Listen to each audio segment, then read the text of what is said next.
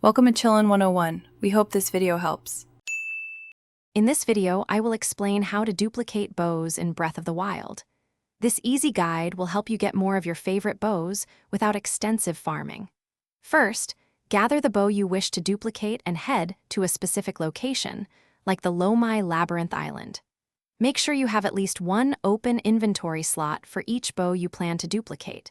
This process relies on a well-known game mechanic.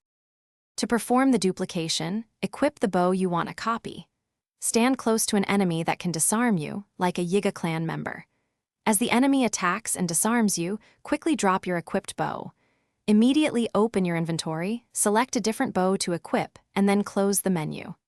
If timed correctly, the dropped bow will remain and you will have the new bow equipped, effectively creating a copy. Once you master the timing, you can repeat this process to duplicate many bows. Remember, your inventory has a limit of 25 bows, so keep an eye on your available slots. After successfully duplicating a few bows, it is a good idea to save your game. This ensures your progress is secured and you do not lose any of your newly acquired items.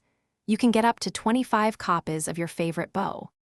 Keep in mind that game updates can sometimes patch out these types of glitches, so this method might not work indefinitely.